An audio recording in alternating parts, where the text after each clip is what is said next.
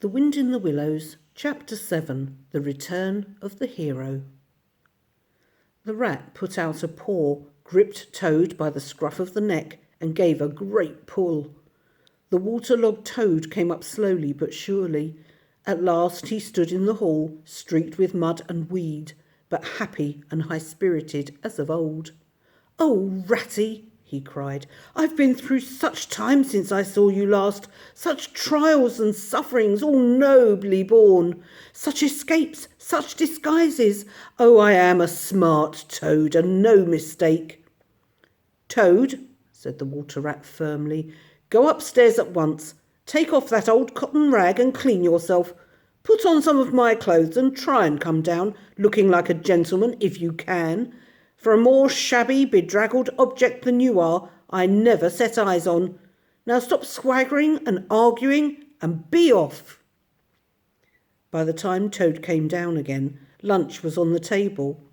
While they ate, Toad told the rat all about his adventures, dwelling chiefly on his own cleverness and cunning. But the more he talked and boasted, the more grave and silent the rat became. At last, Rat said, "Toady, don't you see what an awful ass you've been making of yourself? On your own admission you've been imprisoned, chased, insulted, jeered at and flung in the water. All because you must go and steal a motor car? When are you going to be sensible and try and be a credit to your friends?" Toad heaved a great sigh and said very nicely and humbly, "Quite right, Ratty. I've been a conceited old fool, but now I'm going to be a good Toad and not do it any more. We'll have our coffee, and then I'm going to stroll down to Toad Hall. I've had enough adventures." "Stroll down to Toad Hall?" said the rat. "Do you mean to say you haven't heard about the stoats and the weasels?" "The wild wooders," said the Toad, trembling in every limb. "What have they been doing?" "And how they've been and taken Toad Hall?" continued the rat. Toad leaned his chin on his paws, and a tear welled up in each of his eyes and splashed onto the table. "Go on, Ratty," he murmured. "Tell me all." "Well, when you got into trouble," said the rat, "it was a good deal talked about. The river bankers stuck up for you, but the wild wood animals got very cocky and went about saying you would never come back again. But Mole and Badger stuck out through thick and thin that you would come back again somehow. They arranged to move into Toad Hall and have it all ready for you when you turned up. They didn't guess what was going to happen, of course.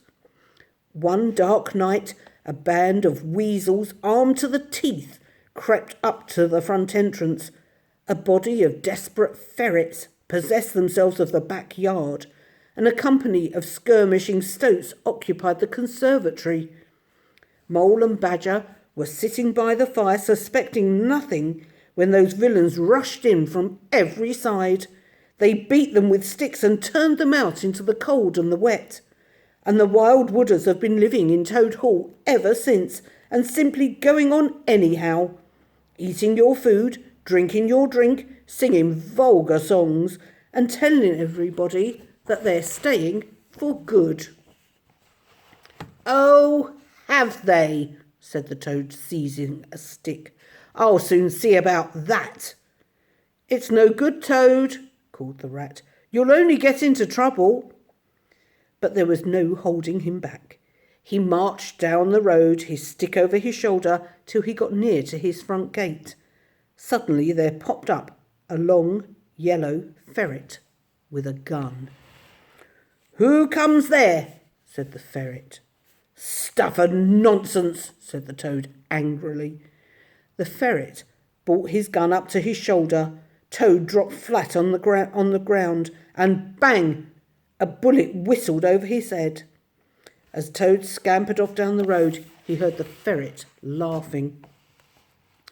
"What did I tell you?" said the rat. "They're all armed. You must just wait." Still, Toad was not inclined to give in at once. So he got out the boat and set off up the river to where the garden of Toad Hall came down to the waterside. all seemed peaceful and deserted. Very warily he paddled up to the mouth of the creek and was just passing under the bridge when, crash! A great stone smashed through the bottom of the boat. It filled and sank, and Toad found himself struggling in deep water. Looking up, he saw two stoats leaning over the bridge, watching him with glee. The indignant Toad swam to shore, while the stoats laughed and laughed. Toad retraced his weary way on foot. "Well, what did I tell you?" said the rat crossly. "And look, you've lost my boat and ruined that nice suit I lent you. Now sit down, have your supper, and be patient. We can do nothing until we have seen the mole and the badger and heard their latest news. Those poor animals have been camping out, keeping a constant eye on the stoats and weasels and planning how to get your property back for you.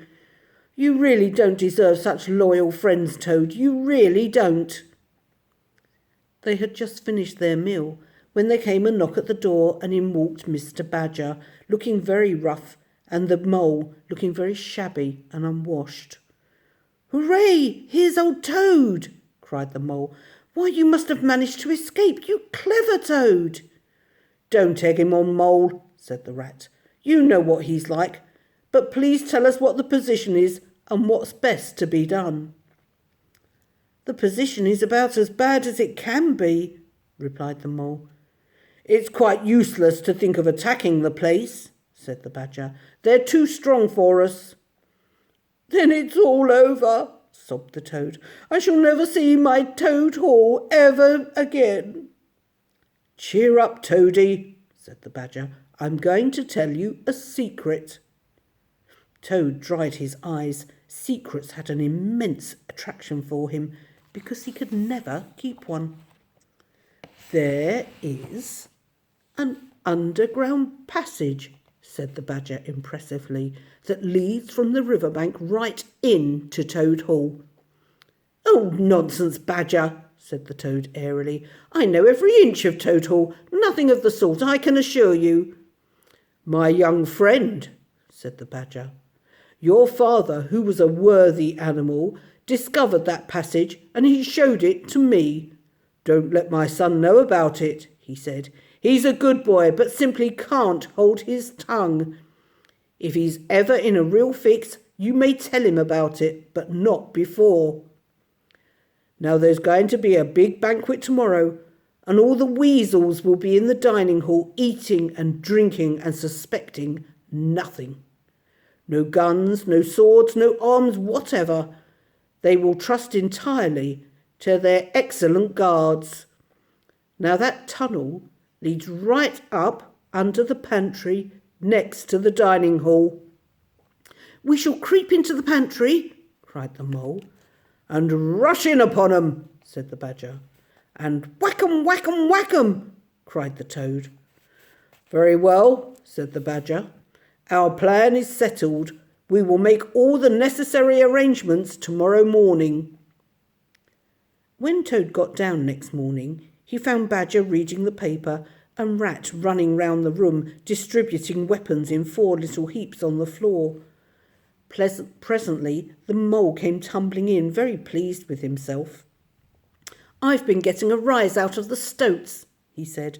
"I put on Toad's old washerwoman dress, and off I went to Toad Hall.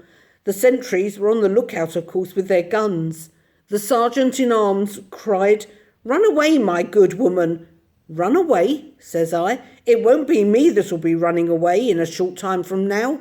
100 bloodthirsty badgers are going to attack Toad Hall this very night,' said I. 'Six boatloads of rats will come up the river, while a picked body of toads will storm the orchard. There won't be much left of you unless you clear out while you have the chance.'